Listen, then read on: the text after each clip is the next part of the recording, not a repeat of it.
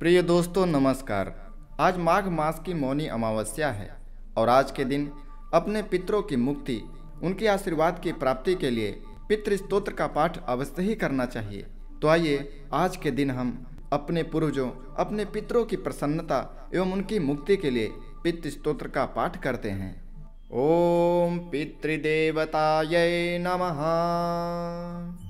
अर्चितानां मूर्तानां पितॄणां दीप्ततेजसां नमस्यामि सदा तेषां ध्यानिनां दिव्यचक्षुषाम् इन्द्रादीनां च नेतारो दक्षमारीचयोस्तथा सप्तर्षीणां तथान्यासां तान् नमस्यामि कामदान् मन्वादीनां मुनीन्द्राणां सूर्याचन्द्रमसोस्तथा तान् नमस्यामहं सर्वान् पितॄनप्सु दधावपि नक्षत्राणां ग्रहाणां च वाययोग्यर्नभस्तथा द्यावा पृथिव्योश्च तथा नमस्यामि कृताञ्जलिः देवर्षीणां जनिमन्त्रिश्च सर्वलोकनमस्कृतान् अक्षयस्य सदा दातॄन् नमस्येऽहं कृताञ्जलिः प्रजापतिः कश्यपाय सोमाय वरुणाय च योगेश्वरेभ्यश्च सदा नमस्यामि कृताञ्जलिः नमो गणेभ्यः सप्तभ्यस्तथा लोकेषु सप्तसु स्वयंभुवे नमस्यामि ब्रह्मणे योगचक्षुषे सोमाधारान् पितृगणान् योगमूर्तिधरांस्तथा नमस्यामि तथा सोमं पितरं जगतामहम् अग्निरूपांस्तथैवान्यान् नमस्यामि प्रीतिर्नहम् अग्निसोममयं विश्वं यत् एतद्शेषतः ये तु तेजेषु ये चैते सोमसूर्याग्निमूर्तयः जगत्स्वरूपिणश्चैव तथा ब्रह्मस्वरूपिणः तेभ्योऽखिलेभ्यो योगिभ्यः पितृभ्यो यतमानसः नमो नमो नमस्ते मे प्रसीदन्तु स्वधा भुजः।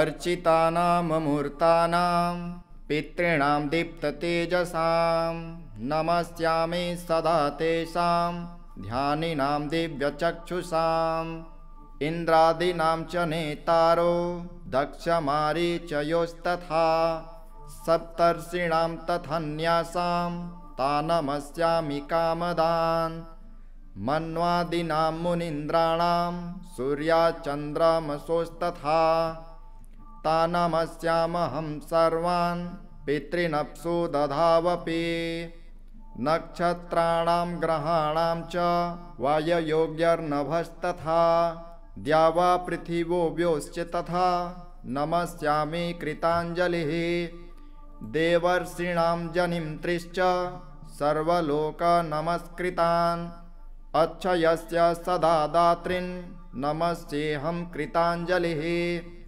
प्रजापतिः कश्यपाय सोमाय वरुणाय च योगेश्वरेभ्यश्च सदा नमस्यामि कृताञ्जलिः नमो गणेभ्यः सप्तभ्यस्तथा लोकेषु सप्तसु स्वयंभुवे नमस्यामि ब्रह्मणे योगचक्षुषे सोमाधारान् पितृगणान् योगमूर्तिधरांस्तथा नमस्यामि तथा सोमं पितरं जगतामहम् अग्निरूपांस्तथैवान्यान् नमस्यामि प्रीतिर्नहम् अग्निसोममयं विश्वं यत् एतद्शेषतः ये तु तेजेषु ये चैते सोमसूर्याग्निमूर्तयः जगत्स्वरूपिणश्चैव तथा ब्रह्मस्वरूपिणः तेभ्योऽखिलेभ्यो योगिभ्यः पितृभ्यो यतमानसः नमो नमो नमस्ते मे प्रसीदन्तु स्वधा भुजः। अर्चितानां मूर्तानां पितॄणां दीप्ततेजसां नमस्यामि सदा तेषां ध्यानिनां दिव्यचक्षुषाम् इन्द्रादीनां च नेतारो दक्षमारीचयोस्तथा सप्तर्षीणां तथान्यासां तानमस्यामि कामदान् मन्वादीनां मुनीन्द्राणां सूर्याचन्द्रमसोस्तथा तानमस्यामहं सर्वान् पितॄनप्सु दधावपि नक्षत्राणां ग्रहाणां च वाययोग्यर्नभस्तथा द्यावा पृथिवोऽव्योश्च तथा नमस्यामि कृताञ्जलिः देवर्षीणां जनिमन्त्रिश्च सर्वलोकनमस्कृतान् अच्छयस्य सदा दातॄन् नमस्येऽहं कृताञ्जलिः प्रजापतिः कश्यपाय सोमाय वरुणाय च योगेश्वरेभ्यश्च सदा नमस्यामि कृताञ्जलिः नमो गणेभ्यः सप्तभ्यस्तथा लोकेषु सप्तसु स्वयंभुवे नमस्यामि ब्रह्मणे योगचक्षुषे सोमाधारान् पितृगणान् योगमूर्तिधरांस्तथा नमस्यामि तथा सोमं पितरं जगतामहम् अग्निरूपांस्तथैवान्यान् नमस्यामि प्रीतिर्नहम् अग्निसोममयं विश्वं यत् एतदशेषतः ये तु तेजेषु ये चैते सोमसूर्याग्निमूर्तयः जगत्स्वरूपिणश्चैव तथा ब्रह्मस्वरूपिणः तेभ्योऽखिलेभ्यो योगिभ्यः पितृभ्यो यतमानसः नमो नमो नमस्ते मे प्रसीदन्तु स्वधाभुजः अर्चितानाममूर्तानां पितॄणां दीप्ततेजसां नमस्यामि सदा तेषां ध्यानिनां दिव्यचक्षुषाम् इन्द्रादीनां च नेतारो दक्षमारीचयोस्तथा सप्तर्षीणां तथान्यासां तानमस्यामि कामदान् मन्वादीनां मुनीन्द्राणां सूर्याचन्द्रमसोस्तथा तानमस्यामहं सर्वान् पितॄनप्सु दधावपि नक्षत्राणां ग्रहाणां च वाययोग्यर्नभस्तथा द्यावा पृथिवोऽव्योश्च तथा नमस्यामि कृताञ्जलिः देवर्षीणां जनिमन्त्रिश्च सर्वलोकनमस्कृतान् अच्छयस्य सदा दातॄन् नमस्येऽहं कृताञ्जलिः प्रजापतिः कश्यपाय सोमाय वरुणाय च योगेश्वरेभ्यश्च सदा नमस्यामि कृताञ्जलिः नमो गणेभ्यः सप्तभ्यस्तथा लोकेषु सप्तसु स्वयंभुवे नमस्यामि ब्रह्मणे योगचक्षुषे सोमाधारान् पितृगणान् योगमूर्तिधरांस्तथा नमस्यामि तथा सोमं पितरं जगतामहम् अग्निरूपांस्तथैवान्यान् नमस्यामि प्रीतिर्नहम् अग्निसोममयं विश्वं यत् एतदशेषतः ये तु तेजेषु ये चैते सोमसूर्याग्निमूर्तयः जगत्स्वरूपिणश्चैव तथा ब्रह्मस्वरूपिणः तेभ्योऽखिलेभ्यो योगिभ्यः पितृभ्यो यतमानसः नमो नमो नमस्ते मे प्रसीदन्तु स्वधाभुजः अर्चितानाममूर्तानां पितॄणां दीप्ततेजसां नमस्यामि सदा तेषां ध्यानिनां दिव्यचक्षुषाम् इन्द्रादीनां च नेतारो दक्षमारीचयोस्तथा सप्तर्षीणां तथान्यासां तानमस्यामि कामदान् मन्वादीनां मुनीन्द्राणां सूर्याचन्द्रमसोस्तथा तानमस्यामहं सर्वान् पितॄनप्सु दधावपि नक्षत्राणां ग्रहाणां च वाययोग्यर्नभस्तथा द्यावा पृथिवोऽव्योश्च तथा नमस्यामि कृताञ्जलिः देवर्षीणां जनिमन्त्रिश्च सर्वलोकनमस्कृतान् अच्छयस्य सदा दातॄन् नमस्येऽहं कृताञ्जलिः। प्रजापतिः कश्यपाय सोमाय वरुणाय च योगेश्वरेभ्यश्च सदा नमस्यामि कृताञ्जलिः। नमो गणेभ्यः सप्तभ्यस्तथा लोकेषु सप्तसु स्वयंभुवे नमस्यामि ब्रह्मणे योगचक्षुषे। सोमाधारान् पितृगणान् योगमूर्तिधरांस्तथा नमस्यामि तथा सोमं पितरं जगतामहम्। अग्निरूपांस्तथैवान्यान् नमस्यामि प्रीतिर्नहम्। अग्निसोममयं विश्वं यत् एतदशेषतः ये तु तेजेषु ये चैते सोमसूर्याग्निमूर्तयः जगत्स्वरूपिणश्चैव तथा ब्रह्मस्वरूपिणः। तेभ्योऽखिलेभ्यो योगिभ्यः पितृभ्यो यतमानसः नमो नमो नमस्ते मे प्रसीदन्तु स्वधाभुजः। अर्चितानाममूर्तानां पितॄणां दीप्ततेजसां नमस्यामि सदा तेषां ध्यानिनां दिव्यचक्षुषाम्। इन्द्रादीनां च नेतारो दक्षमारीचयोस्तथा सप्तर्षीणां तथान्यासां तान् नमस्यामि कामदान्।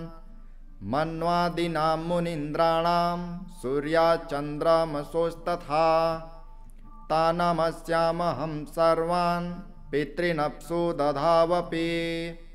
नक्षत्राणां ग्रहाणां च वाययोग्यर्नभस्तथा द्यावा पृथिव्योऽव्योश्च तथा नमस्यामि कृताञ्जलिः। देवर्षीणां जनिमन्त्रिश्च सर्वलोकनमस्कृतान् अच्छयस्य सदा दातॄन् नमस्येऽहं कृताञ्जलिः। प्रजापतिः कश्यपाय सोमाय वरुणाय च योगेश्वरेभ्यश्च सदा नमस्यामि कृताञ्जलिः। नमो गणेभ्यः सप्तभ्यस्तथा लोकेषु सप्तसु स्वयंभुवे नमस्यामि ब्रह्मणे योगचक्षुषे। सोमाधारान् पितृगणान् योगमूर्तिधरांस्तथा नमस्यामि तथा सोमं पितरं जगतामहम्। अग्निरूपांस्तथैवान्यान् नमस्यामि प्रीतिर्नहम्। अग्निसोममयं विश्वं यत् एतदशेषतः ये तु तेजेषु ये चैते सोमसूर्याग्निमूर्तयः जगत्स्वरूपिणश्चैव तथा ब्रह्मस्वरूपिणः। तेभ्योऽखिलेभ्यो योगिभ्यः पितृभ्यो यतमानसः नमो नमो नमस्ते मे प्रसीदन्तु स्वधाभुजः। अर्चितानाममूर्तानां पितॄणां दीप्ततेजसां नमस्यामि सदा तेषां ध्यानिनां दिव्यचक्षुषाम्। इन्द्रादीनां च नेतारो दक्षमारीचयोस्तथा सप्तर्षीणां तथान्यासां तान् नमस्यामि कामदान्। मन्वादीनां मुनीन्द्राणां सूर्याचन्द्रमसोस्तथा तान् नमस्यामहं सर्वान् पितॄनप्सु दधावपि। नक्षत्राणां ग्रहाणां च वाययोग्यर्नभस्तथा द्यावा पृथिव्योऽव्योश्च तथा नमस्यामि कृताञ्जलिः। देवर्षीणां जनिमन्त्रिश्च सर्वलोकनमस्कृतान् अच्छयस्य सदा दातॄन् नमस्येऽहं कृताञ्जलिः। प्रजापतिः कश्यपाय सोमाय वरुणाय च योगेश्वरेभ्यश्च सदा नमस्यामि कृताञ्जलिः। नमो गणेभ्यः सप्तभ्यस्तथा लोकेषु सप्तसु स्वयंभुवे नमस्यामि ब्रह्मणे योगचक्षुषे। सोमाधारान् पितृगणान् योगमूर्तिधरांस्तथा नमस्यामि तथा सोमं पितरं जगतामहम्। अग्निरूपांस्तथैवान्यान् नमस्यामि प्रीतिर्नहम् अग्निसोममयं विश्वं यत् एतद्शेषतः ये तु तेजेषु ये चैते सोमसूर्याग्निमूर्तयः जगत्स्वरूपिणश्चैव तथा ब्रह्मस्वरूपिणः तेभ्योऽखिलेभ्यो योगिभ्यः पितृभ्यो यतमानसः नमो नमो नमस्ते मे प्रसीदन्तु स्वधाभुजः अर्चितानाममूर्तानां पितॄणां दीप्ततेजसां नमस्यामि सदा तेषां ध्यानिनां दिव्यचक्षुषाम् इन्द्रादीनां च नेतारो दक्षमारीचयोस्तथा सप्तर्षीणां तथन्यासां तानमस्यामि कामदान् मन्वादीनां मुनीन्द्राणां सूर्याचन्द्रमसोस्तथा तानमस्यामहं सर्वान् पितॄनप्सु दधावपि नक्षत्राणां ग्रहाणां च वाययोग्यर्नभस्तथा द्यावा पृथिवो व्योश्च तथा नमस्यामि कृताञ्जलिः देवर्षीणां जनिमन्त्रिश्च सर्वलोकनमस्कृतान् अक्षयस्य सदा दातॄन् नमस्येऽहं कृताञ्जलिः प्रजापतिः कश्यपाय सोमाय वरुणाय च योगेश्वरेभ्यश्च सदा नमस्यामि कृताञ्जलिः नमो गणेभ्यः सप्तभ्यस्तथा लोकेषु सप्तसु स्वयंभुवे नमस्यामि ब्रह्मणे योगचक्षुषे सोमाधारान् पितृगणान् योगमूर्तिधरांस्तथा नमस्यामि तथा सोमं पितरं जगतामहम् अग्निरूपांस्तथैवान्यान् नमस्यामि प्रीतिर्नहम् अग्निसोममयं विश्वं यत् एतद्शेषतः ये तु तेजेषु ये चैते सोमसूर्याग्निमूर्तयः जगत्स्वरूपिणश्चैव तथा ब्रह्मस्वरूपिणः तेभ्योऽखिलेभ्यो योगिभ्यः पितृभ्यो यतमानसः नमो नमो नमस्ते मे प्रसीदन्तु स्वधाभुजः अर्चितानाममूर्तानां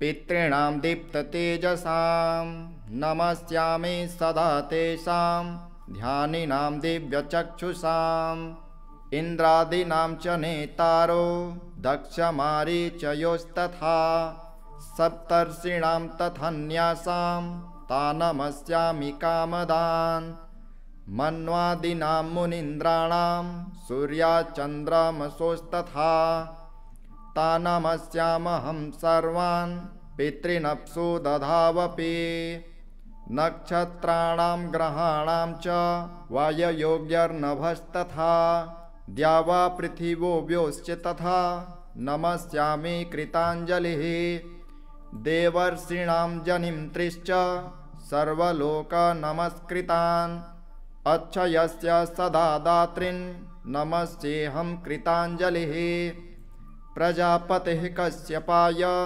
सोमाय वरुणाय च योगेश्वरेभ्यश्च सदा नमस्यामि कृताञ्जलिः नमो गणेभ्यः सप्तभ्यस्तथा लोकेषु सप्तसु स्वयंभुवे नमस्यामि ब्रह्मणे योगचक्षुषे सोमाधारान् पितृगणान् योगमूर्तिधरांस्तथा नमस्यामि तथा सोमं पितरं जगतामहम् अग्निरूपांस्तथैवान्यान् नमस्यामि प्रीतिर्नहम् अग्निसोममयं विश्वं यत् एतद्शेषतः ये तु तेजेषु ये चैते सोमसूर्याग्निमूर्तयः जगत्स्वरूपिणश्चैव तथा ब्रह्मस्वरूपिणः तेभ्योऽखिलेभ्यो योगिभ्यः पितृभ्यो यतमानसः नमो नमो नमस्ते मे प्रसीदन्तु स्वधाभुजः अर्चितानाममूर्तानां पितॄणां दीप्ततेजसां नमस्यामि सदा तेषां ध्यानिनां दिव्यचक्षुषाम् इन्द्रादीनां च नेतारो दक्षमारीचयोस्तथा सप्तर्षीणां तथान्यासां तानमस्यामि कामदान् मन्वादीनां मुनीन्द्राणां सूर्याचन्द्रमसोस्तथा तानमस्यामहं सर्वान् पितॄनप्सु दधावपि नक्षत्राणां ग्रहाणां च वाययोग्यर्नभस्तथा द्यावा पृथिवो व्योश्च तथा नमस्यामि कृताञ्जलिः देवर्षीणां जनिं त्रिश्च सर्वलोकनमस्कृतान्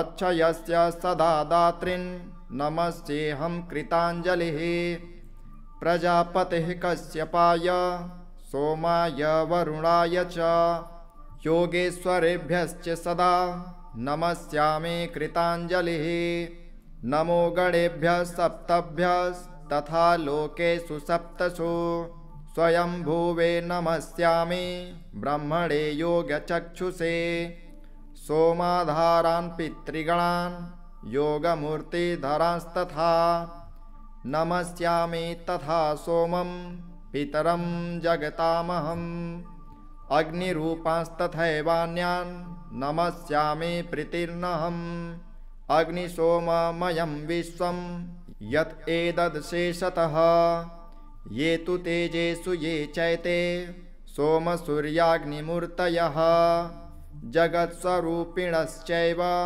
तथा ब्रह्मस्वरूपिणः तेभ्योऽखिलेभ्यो योगिभ्यः पितृभ्यो यतमानसः नमो नमो नमस्ते मे प्रसीदन्तु स्वधा भुजः अर्चितानाममूर्तानां पितॄणां दीप्ततेजसां नमस्यामि सदा तेषां ध्यानिनां दिव्यचक्षुषाम् इन्द्रादीनां च नेतारो दक्षमारीचयोस्तथा सप्तर्षीणां तथान्यासां तानमस्यामि कामदान् मन्वादीनां मुनीन्द्राणां सूर्याचन्द्रमसोस्तथा तानमस्यामहं सर्वान् पितॄनप्सु दधावपि नक्षत्राणां ग्रहाणां च वाययोग्यर्नभस्तथा द्यावा पृथिवो व्योश्च तथा नमस्यामि कृताञ्जलिः देवर्षीणां जनिं त्रिश्च सर्वलोकनमस्कृतान् अच्छयस्य सदा दातॄन् नमस्येऽहं कृताञ्जलिः प्रजापतिः कश्यपाय सोमाय वरुणाय च योगेश्वरेभ्यश्च सदा नमस्यामि कृताञ्जलिः नमो गणेभ्यः सप्तभ्यस्तथा लोकेषु सप्तसु स्वयंभुवे नमस्यामि ब्रह्मणे योगचक्षुषे सोमाधारान् पितृगणान् योगमूर्तिधरांस्तथा नमस्यामि तथा सोमं पितरं जगतामहम् अग्निरूपांस्तथैवान्यान् नमस्यामि प्रीतिर्नहम् अग्निसोममयं विश्वं यत् एतद्शेषतः